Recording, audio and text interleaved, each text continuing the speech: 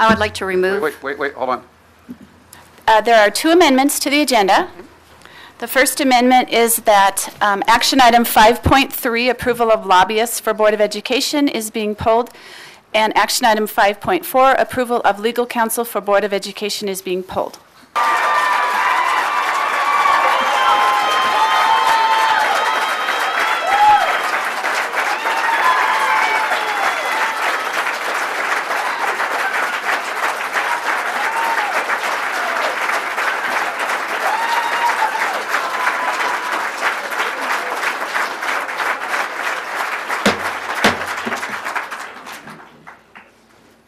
For those of you that want to speak, you can. If you want to speak, you can still do that. If for those of you that don't want to stay, you can go if you choose to do so. I just ask that you be quiet in the manner at which you leave, if that's right. So, I'm just asking. Mr. Kerrigan, Mr. Kerrigan, I have a quick question. What's that?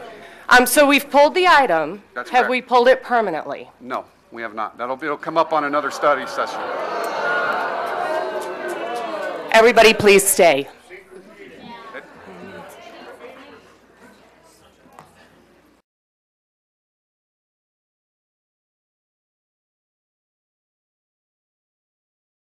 Any additional? Well, I have just a comment. I know that at the start of the meeting, when I asked, and this does relate to future agenda items, at the start of the meeting when it was determined that the item would be pulled regarding the attorney, and I asked, is this pulled permanently? And you said no. And I'm looking out in this audience and I'm listening to community feedback, and I feel like the community feels very strongly.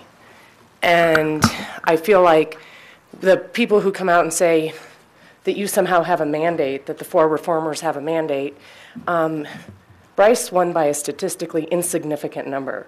So, I don't think that's a mandate. So my question is, you've now heard the community. I've heard the community. I've heard the phone calls. I've gotten the emails. I request that it does not make it onto a future agenda and that we pull it permanently.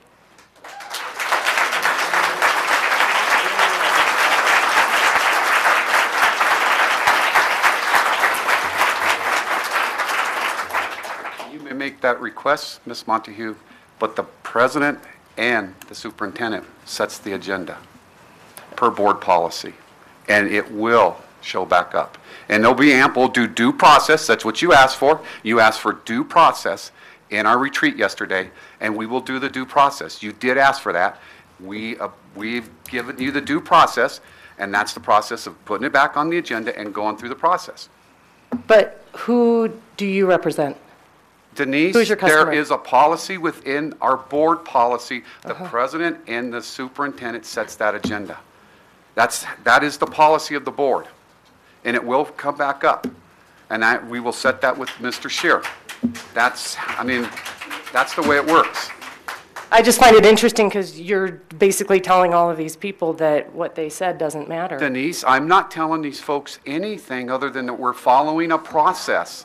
We are following a process. There is due process that we are allowed to follow as a board, as elected officials, and that's what we're going to do. But you've been told loud and clear. What more do you need? Denise, there's a process. We pulled the process has taken place. Wait a minute. We pulled it off, and we're going to we'll have a discussion with the superintendent. That's it. So, okay, then I have a question about the purpose of this real quick, just so that I know, because I want all of our information out on the table. And we did have a community member say, if at least we're headed toward a reform district and this is what we're going to do, then let's have it all out on the table. And I think it's fair. I want to know where we're headed. And so the question I have for you is that it's my understanding that when a district goes to a reform district, they hire an attorney, and the next thing they do is they fire their superintendent. And there is a lot of concern in this community. I've heard it over and over and over again that the intention is... Would you please address that? Well, at this point, of course, for a number of reasons, I don't have any concern about that. Certainly, Mr. Kerrigan has reassured me that that's not an issue, and other members of the board have indicated that too. So I would say that that's not the issue. I'm gonna hold you to it because this is important. I don't think that's been discussed at all either, and I would hold you accountable to the conversation that we had yesterday, which was that your biggest concern is that we didn't have ample time to discuss it. So I appreciate the comments tonight, and I took notes and am listening to the community and constituents as well. Okay. And I think the message was that if we're going to go down this road, that we need to have a discussion about it. And so I don't think that that's the message I heard. Certainly, there's a lot of opinion in the room, and I think the message we heard is we need to have a discussion about it, and that's what I think we're going to do. Raise your hand if you're interested in having an attorney. That's enough, Denise. That's enough. That's enough. We got to move on with the agenda. You're out of order. Item 8O, executive session. Do I have a motion to move into an executive session, please? I move for an executive session. Second. We need an attorney. Roll call, please. For the purpose of what? We need to, Matter subject to negotiations pursuant to CRS 24-6-402 4E. Negotiations. That's it. It's subject matter to negotiations. That's Shannon?